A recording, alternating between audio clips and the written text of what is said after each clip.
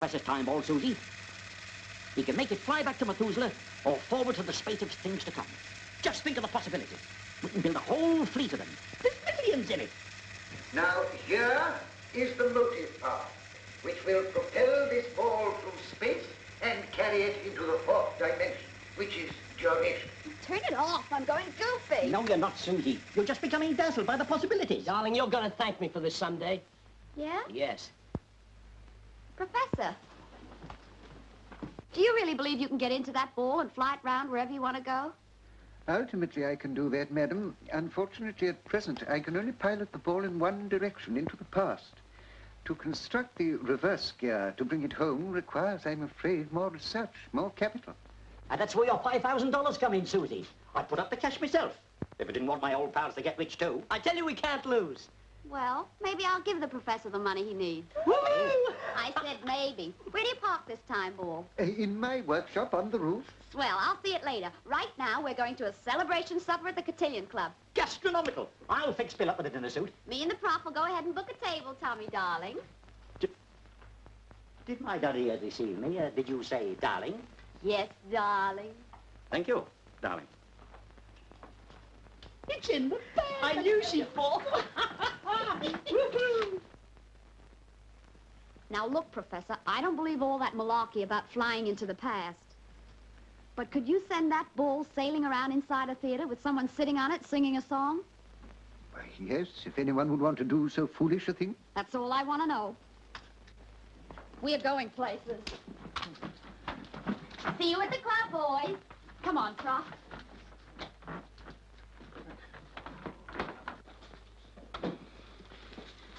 No, I haven't been to a nightclub for years. Don't worry, brother. You're not going to one now. Huh?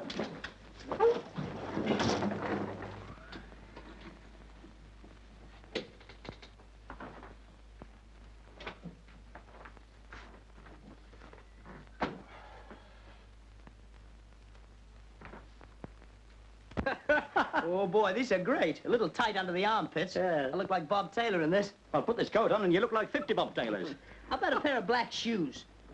Anything from pair of clogs to a pair of stirrup pumps. Enough shoes for a centipede, partner. Partner. Gee, that sounds swell. We'll celebrate our first board meeting, eh? I'll just go and open another bottle of bubbly for 2 lucky lads.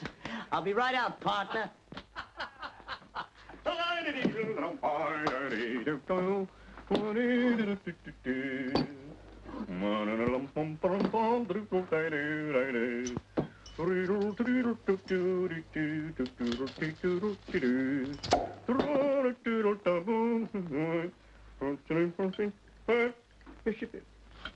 Why, Mr. South America, I thought you were in Hamilton.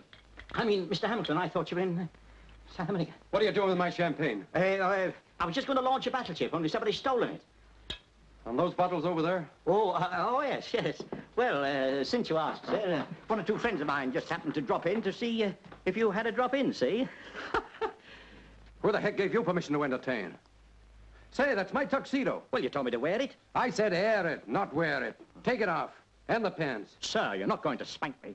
I'm gonna fire you. Do you think I'd stand for my valet walking around in my clothes? You champagne-swizzling scoundrel. Say, my watch. Here, my platinum cigar case. And my diamond ring. You crook.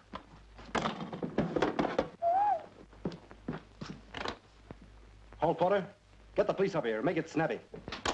What else have you got? Come on, turn out your pockets or I'll plug you. Oh, what's the matter? You gone nuts or something? Get your hat and coat, quick. Yeah, but what's this all about? I'll tell you all about it when it comes. Come on. Take it easy, Tommy. You're safe now. There's no need to run away. Good evening, Sergeant. Hey, stop those 2 fellas. They're trying to murder me. What?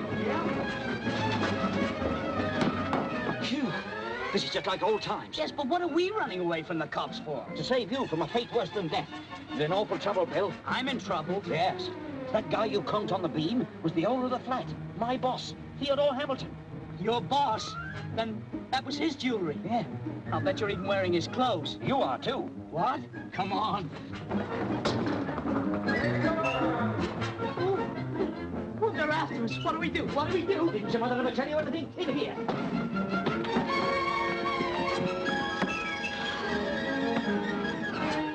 Does this belong to your boss, too? It did till I moved the professor in.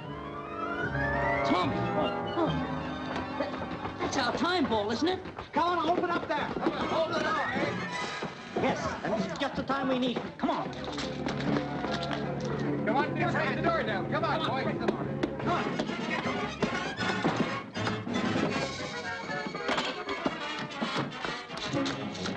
Holy mackerel, what's that thing? Well, whatever it is, take a look behind it.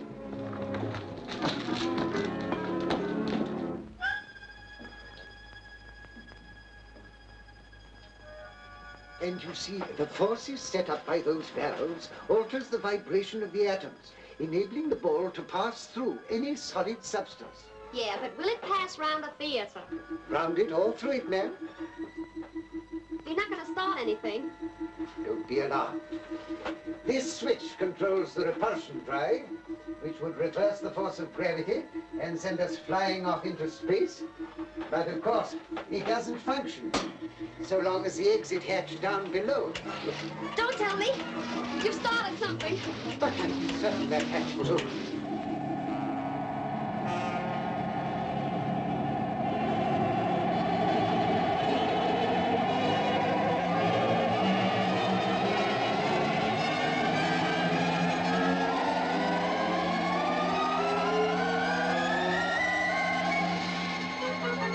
Well, now, what do you make of that, Murphy?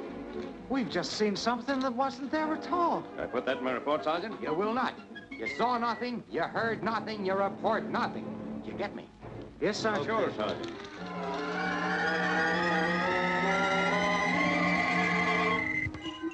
I think they've gone. Good. We'll lie low a bit longer. Yeah, it's a good idea. Tommy. Yes? What are you sitting on?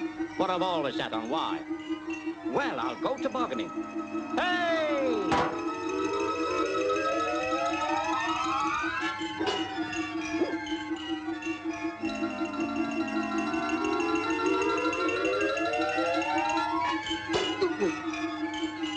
Hiya, Susie. What? You too? Tommy told me if I stood by him, I'd go up in the world. This will set up a localized field of gravitational force. Oh, well, that was nice while it lasted. Oh, wait till I tell Ripley about this. But I can't understand how it happened. If anything's wrong, blame Hanley. Mr. Handley, you didn't by any chance close the exit hatch? I believe I did. There was a nasty draft blowing around my parabola. I don't think you quite realize the consequences of your action. Well, I didn't mean any harm. Mother always told me to keep the trap shut. Well, Professor, thanks for the demonstration. You've got something here, and you can keep it. I'm going home. I'm afraid that's quite impossible, madam. Our journey's already started. Hey?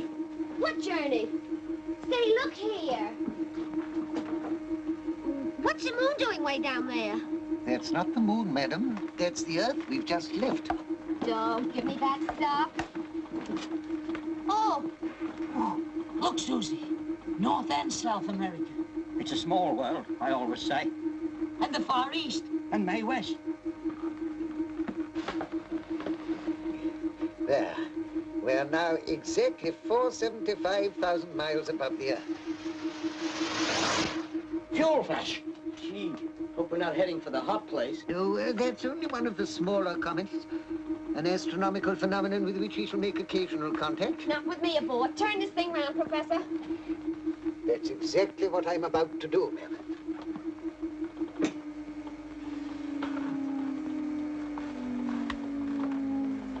There we are. Poised in space, exactly 1 million miles above the Earth. Lummy, I've just remembered. What? I've left a rice pudding in the oven. Now for our return to terra firma. Nothing doing. You're taking us back to New York. We are going back to Earth, madam, and back into the labyrinth of recorded time. At first, gradually, and then more rapidly, we shall annihilate space and obliterate the intervening years. As we shall probably return to a period several centuries before we were born, it will be necessary for each of us to take one of these age-rectifying tablets. Otherwise, who knows what might not happen.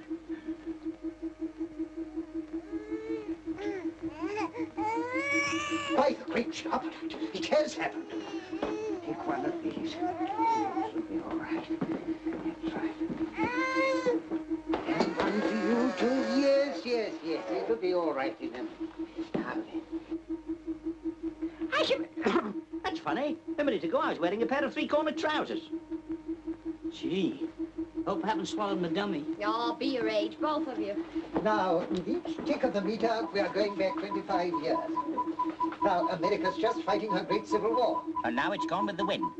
Now, George Washington's just been elected first president of the United States. Why? Wasn't Roosevelt running that year?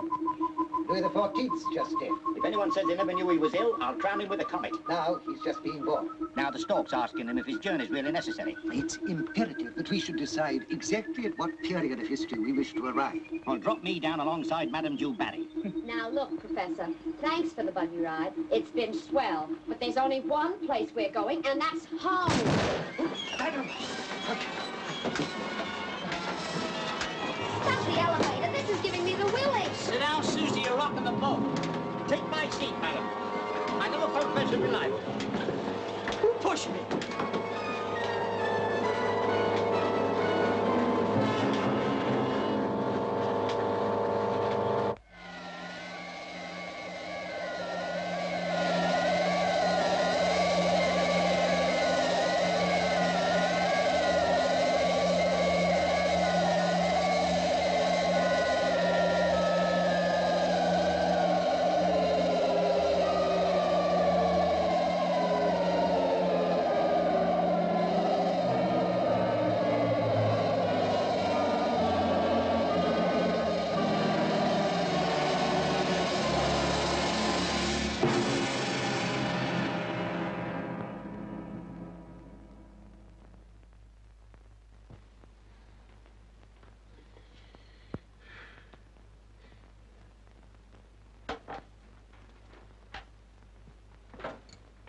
Excellent.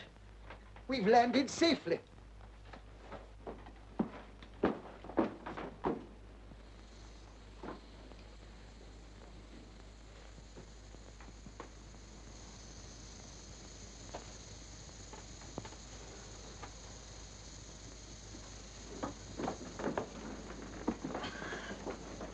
Are we in heaven? We can't be. I'm always the same after bottle peas for breakfast. Oh, Susie, I had such a lovely dream. Here, knock it. Where are we, Professor? Well, in terms of topographical exactitude, our present position is still obscure, but undoubtedly we've returned to Earth. Well, that's something. But owing to your precipitate action, Well, you madam, cost the calculus. it's impossible to say in which continent or on what precise period of history we've returned. Well, it's still snowing, Professor. We haven't come far. We're in Central Park or someplace. Hey, where are you going? To take the readings of the instruments below. I'm a very happy man. He's happy. I've had enough of this screwball. I'm going home. What again? Visibility is very limited, but my instruments record that the air outside is breathable and the temperature's only 11 degrees below zero. That makes everything just hunky-dory.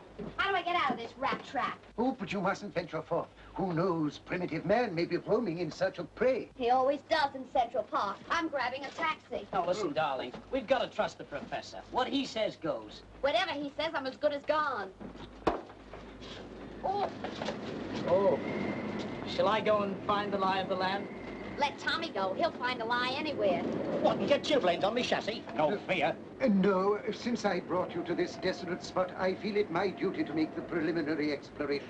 Good old professor. I'll lend you me coat. Nothing doing. He's got our return tickets. Come on, out you go. And don't come back without a taxi. But they can't be waiting till the parkkeeper passes by. Oh, push off. And make it your business to get us out of this jam.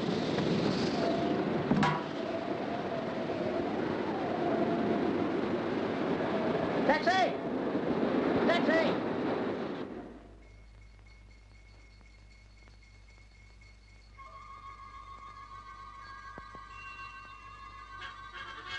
Yes, the mist's clearing at last.